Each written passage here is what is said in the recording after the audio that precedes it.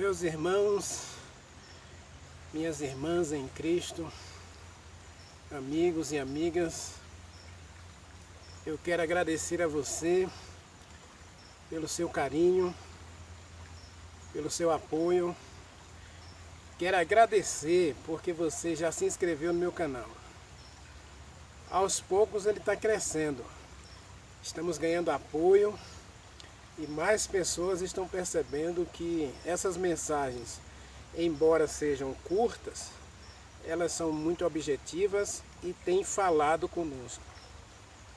Eu não me canso de assistir algumas mensagens, outras nem tanto, mas algumas têm mexido bastante comigo e eu tenho assistido 1, 2 ou 3 vezes algumas das mensagens, certo? O encontro no Jaboque, a questão de Jó lá, confiança e fé, né? Jó, um homem que confiou até o final. A questão do sábado aí como o dia do Senhor, sábado na criação, sábado na redenção, sábado na eternidade, sábado antes da lei. São mensagens poderosas aí que você pode crescer bastante no conhecimento de Jesus Cristo. Eu quero orar com vocês e antes de orar eu vou colocar a música, né? Vai ter uma música, você canta e a gente volta já para a gente estudar a palavra de Deus. Vamos compreender um pouquinho mais a questão do sábado aí. Eu falei para vocês que a gente ia estudar Êxodo capítulo 16, relacionado a Isaías 56 e 58 e 66. E nós vamos começar a fazer essa correlação hoje, para que a gente possa compreender o valor da santificação do sábado para a nossa vida, tá bom? Um abraço.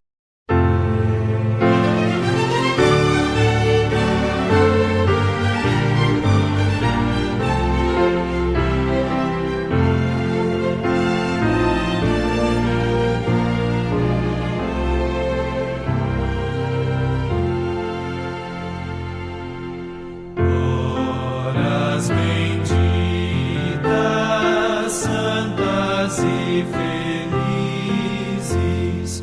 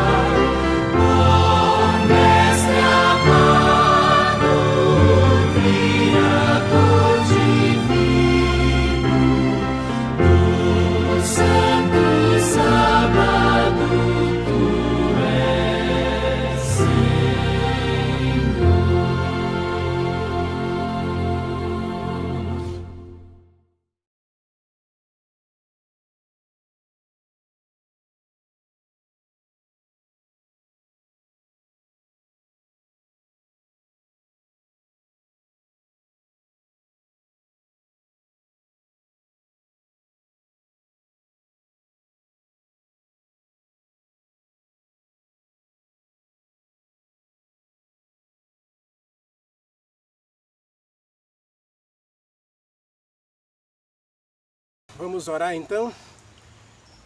Obrigado, Senhor, pelo teu cuidado conosco. Obrigado por tua graça, pela unção do Espírito Santo que permanece em nós e dirigindo a nossa vida, nos convencendo da necessidade de perceber que somos pecadores, mas temos um Deus que nos ama e tem um propósito especial para todos nós, que é nos dar a vida eterna. Nessa hora, ao estudar a tua palavra, Senhor, fale conosco, abra o nosso coração, que o mover do Espírito Santo nesse momento também nos convença do pecado, da justiça e do juízo, e que nos tire das trevas e nos traga para a verdadeira luz. Nós adoramos o Senhor e te agradecemos, te pedindo, Senhor, que cure os enfermos, visite os doentes, Senhor, afofe-lhes o travesseiro. Estamos vivendo um momento crítico de pandemia, de muitas enfermidades, e o desespero é enorme em todos os países. As perdas são incalculáveis, perdas humanas mesmo. Pai, tem misericórdia e aceita-me na tua presença nesta hora ao estudar a tua palavra, e usa-me, unge-me com o teu Espírito Santo. Louvo ao Senhor e te agradeço em nome de Jesus Cristo. Amém. Espero que você esteja bem e que essa mensagem não só fale comigo, mas ela fale também com você. É o meu desejo para você nessa hora. Vamos voltar a Êxodo capítulo 16. Não se esqueçam de que a temática aqui, começa no capítulo 15, no verso 26, onde Deus diz: se vocês derem atenção ao Senhor, seu Deus, e fizerem o que Ele aprova, se derem ouvidos aos seus mandamentos e obedecerem a todos os seus decretos, não trarei sobre vocês nenhuma doença que coloquei sobre os egípcios, pois eu sou o Senhor que te cura. Na mensagem O Sábado Antes da Lei, eu comecei falando um pouquinho sobre isso aqui. Mas eu preciso esclarecer uma coisa. Existe hoje a chamada religião da prosperidade, que fala o seguinte, que uma vez que eu aceitei a Jesus Cristo, uma vez que eu me decidi pela fé, que eu deixei o mundo, o pecado, os seus caminhos, então eu não vou ter mais problemas. Se você assistir um dos meus vídeos aí, a história de Ana, por exemplo, né?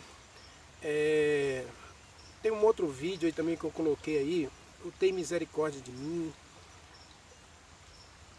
Você vai perceber que a vida cristã, ela, lógico, Deus ama a gente e tudo que Ele quer é que a gente seja feliz.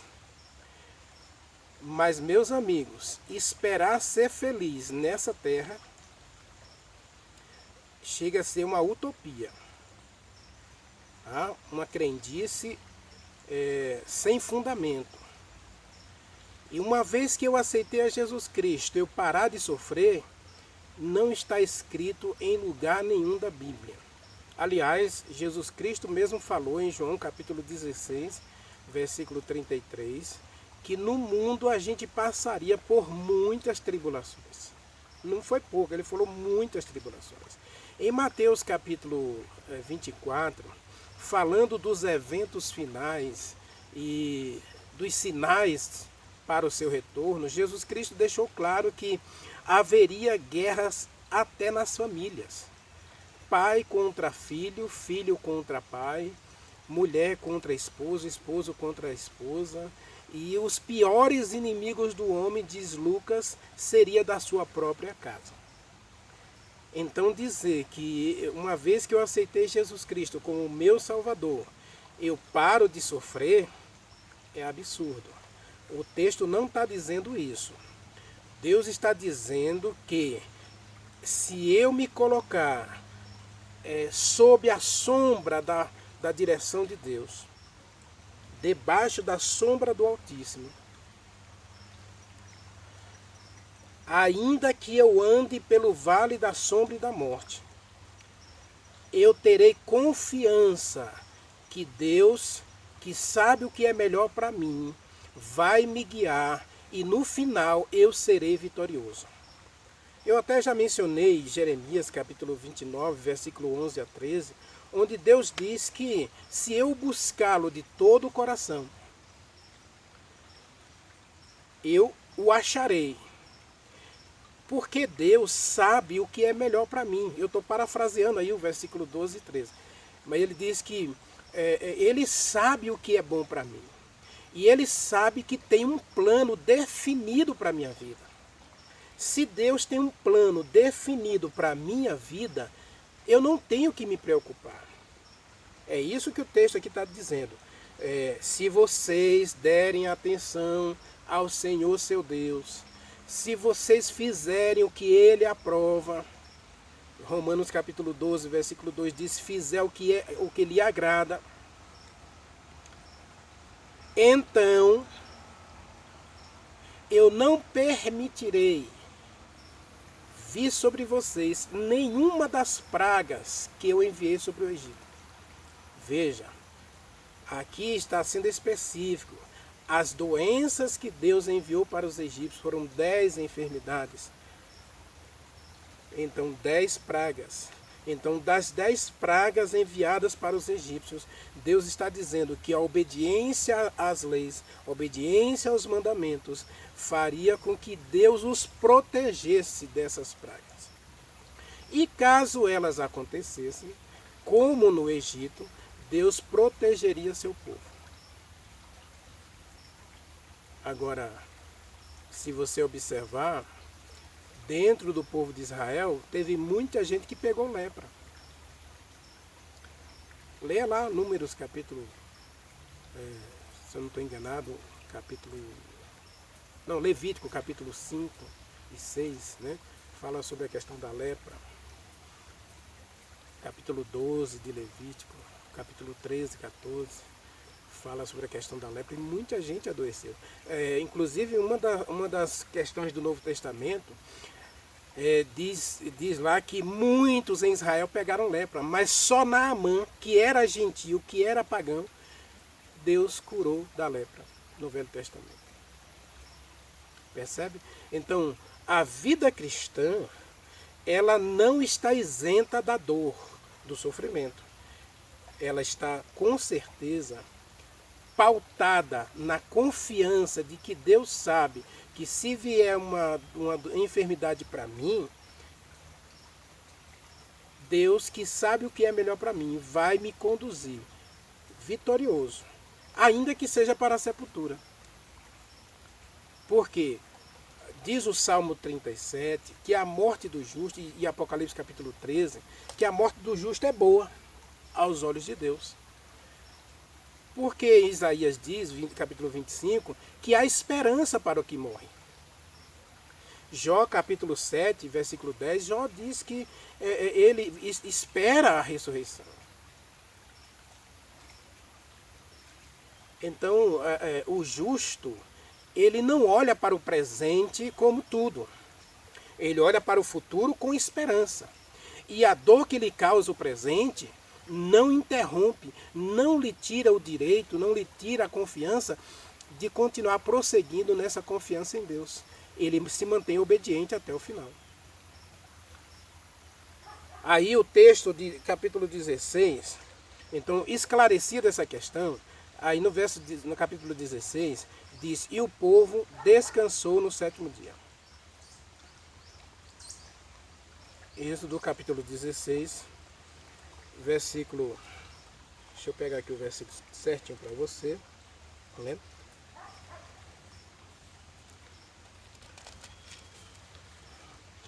Aqui diz, versículo 30, e o povo descansou no 7º dia.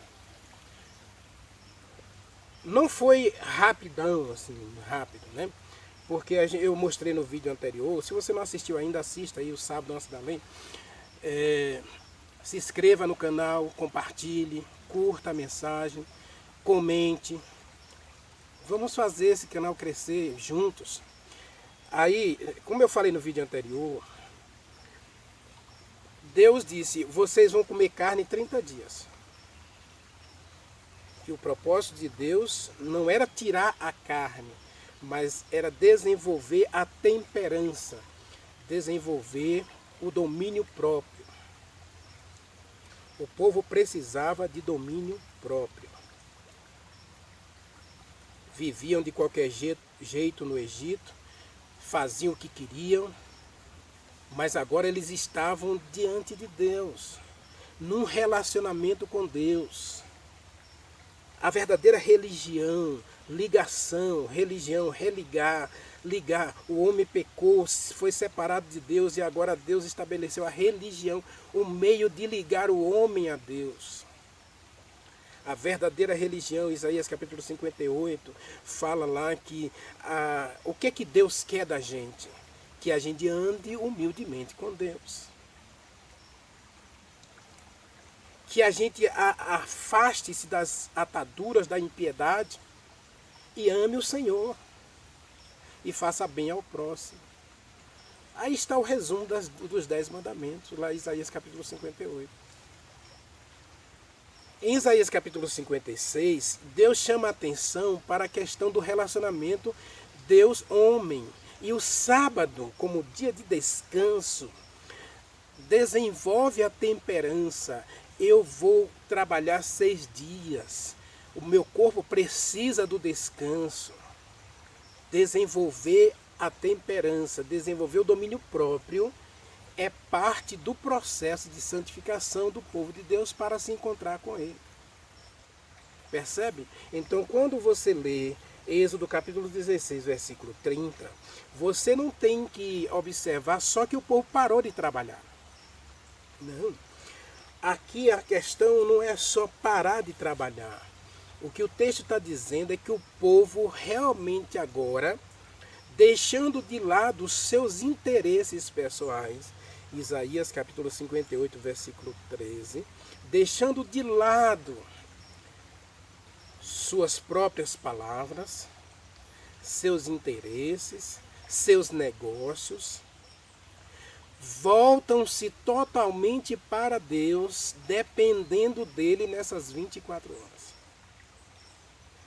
Veja, Deus proveu o alimento. 6 dias Deus proveu o alimento. Salmo 37, verso 24 diz que o justo jamais é desamparado e nem sua descendência mendiga o pão. Então, quando Deus estabelece o sábado em Israel, ali no Monte Sinai, Deus está restaurando um relacionamento de dependência de Deus.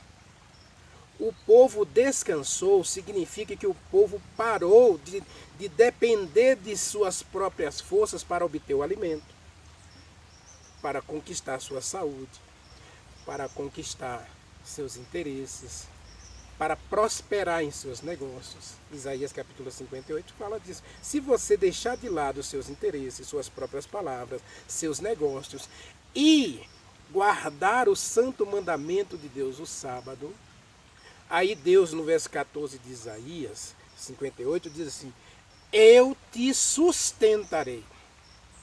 Percebe que aqui está a questão da dependência? E aqui está a questão da temperança? Temperança e dependência de Deus é parte do processo de santificação. Eu não posso produzir santidade em mim. Mas quando eu coloco minha vida nas mãos de Deus, para depender dEle, confiar nele, Ele vai prover todas as minhas necessidades. Uma coisa que eu já disse num dos meus vídeos aí, Deus sempre vai nos dar o que nós precisamos, não o que nós queremos. O povo queria comer de tudo, o povo queria os alhos do Egito, o povo queria as panelas de peixe, né? O povo queria os banquetes. Observe qual foi a primeira atitude deles quando chegou no Monte Sinai. Festejar com um bezerro. E festejar, no sentido aqui, é festejar com orgias, com prazer, com sensualidade. O que Deus mais aborreceu naquele período foi justamente isso. o povo simplesmente parou para satisfação carnal.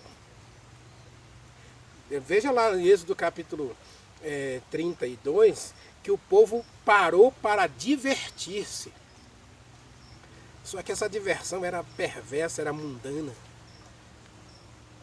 E aí logo depois o povo reclama do maná, o povo reclama do maná não, o povo pede carne, né? Números capítulo 20, o povo pede carne. O povo diz que está cansado do maná e quer carne.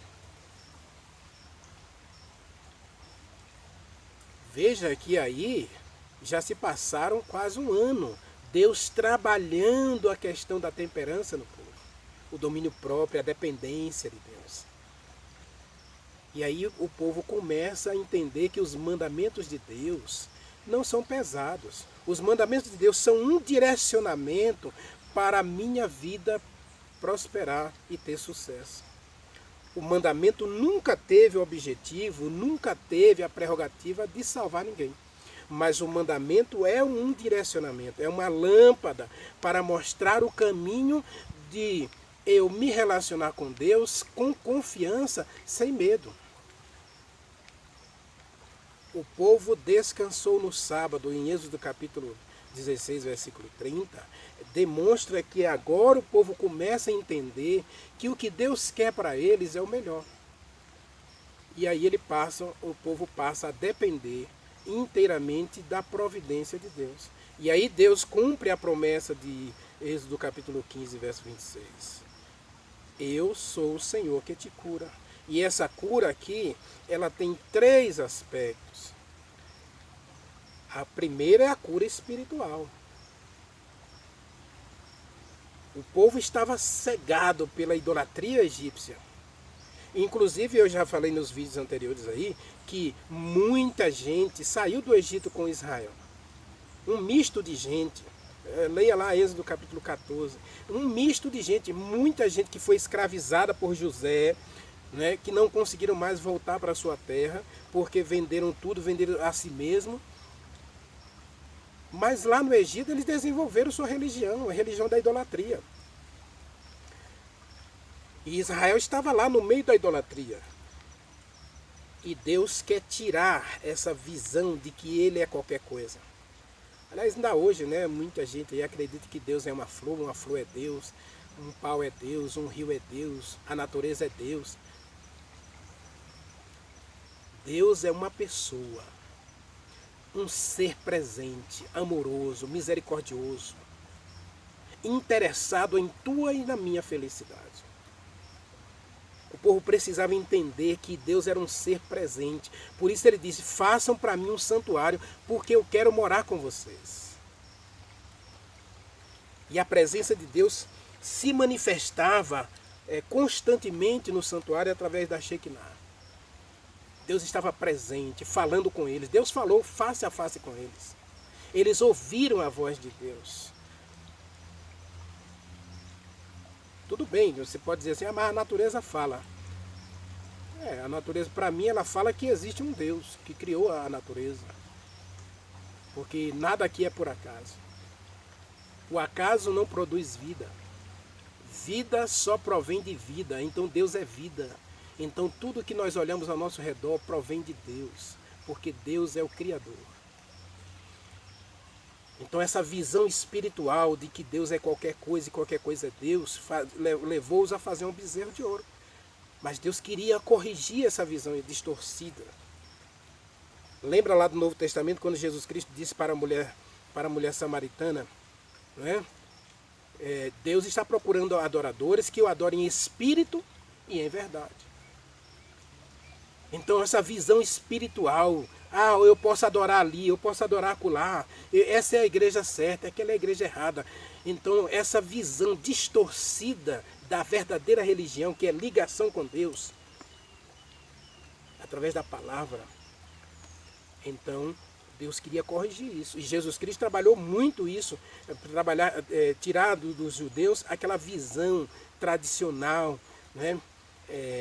Que eles colocaram tantas regras na palavra de Deus que nem existem. Segunda coisa, Deus queria trabalhar o seu emocional. Hoje, infelizmente, nós estamos vivendo a época em que o ser humano está doente, sem precedentes. E sabe qual é a principal doença do século? Ansiedade e estresse. Ou depressão, né? Depressão e estresse. Por que as pessoas estão tão doentes? Percebe? O povo aqui, quando Deus estabeleceu o sábado, no livro Ciência do Bom Viver, tem uma frase da autora que ela diz o seguinte: se o ser humano, os habitantes da terra, compreendesse que Deus estabeleceu o sábado como um dia de restauração física e emocional, um dia de descanso para o corpo e para a alma, o ser humano não adoeceria como adoece hoje. E muitas das doenças desse século não seriam uma realidade presente na população do mundo todo. Eu estou parafraseando, mas na verdade é que Deus estabeleceu o sábado como um dia de descanso para que você tire da sua cabeça as preocupações. E o que adoece tanta gente hoje? Não é a preocupação? Não é antecipar o futuro? Não é trazer para o presente um passado que deu errado? Perceba que o sábado é esse dia que Deus diz assim: eu quero curar você. Eu quero tirar de você essa ansiedade, essa preocupação, esse estresse por querer ter coisas. E aí eu volto à temperança, né? O domínio próprio, dependência de Deus. Poxa, eu vou parar 24 horas, o que vai acontecer comigo? Como é que eu vou pagar minhas contas? Como é que vai ficar o planejamento da minha empresa? Como é que vai ficar o futuro das minhas contas? Deus diz: filho, descanse. E eu vou sustentar você. Isaías capítulo 58, versículo 13. Verso 14, desculpe. Verso 14. Eu vou sustentar você.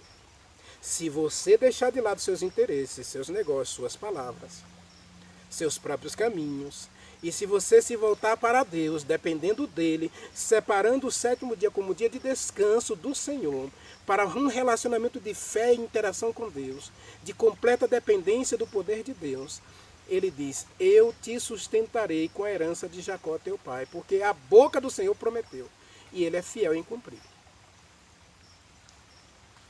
Então Deus quer tirar de nós as doenças emocionais. E Deus queria restaurar o povo fisicamente. Por quê? Se você observar bem, durante 40 anos, você encontra isso lá no livro de Deuteronômio, durante 40 anos, Deus sustentou o povo no deserto, sem uma doença, sem rasgar uma roupa. Eles ficaram 40 anos sem a roupa envelhecer e 40 anos sem a sandália estragar. Agora imagine, andar no deserto, um calor de 40 graus durante o dia e frio de 20 graus negativos à noite, e o povo não tinha calor, o povo não tinha frio, e o povo não tinha necessidade de nada do que necessitava. O que era necessário para a sua vida, Deus proveu. E é isso que Deus promete para nós. Portanto, quando o texto de Êxodo, capítulo 16, corroborado com o Êxodo 15 e Isaías, capítulo 56 e 58, diz que o povo descansou, é que o povo parou de prender-se aos seus próprios interesses para depender de Deus. Então, que eu e você, neste sábado, nesse relacionamento pai e filho de Isaías capítulo 56, que Deus diz que é seu pai, e que ele quer dar a você um novo nome, que você dependa de Deus. E lembre-se que o descanso do sábado tem que ver com domínio próprio, tem que ver com temperança, e esses dois ingredientes, domínio próprio e temperança, está relacionado à nossa saúde física, mental e espiritual. E por isso Deus, operando em nós, Ele trabalha para que eu e você sejamos santos. O sábado não santifica ninguém, mas o Deus que criou o sábado, o Deus que estabeleceu o sábado como dia santo, ao nos dedicarmos a Ele e ao seu mandamento, Ele também opera em nós a santificação, para que com a santificação a gente more na casa dele. Isaías capítulo 56. Deus está preparando uma casa para mim e para você. E Ele quer que eu e você vá morar lá. Mas sem santificação ninguém verá a Deus. Hebreus capítulo 14, versículo 12. Portanto, nós precisamos da santificação.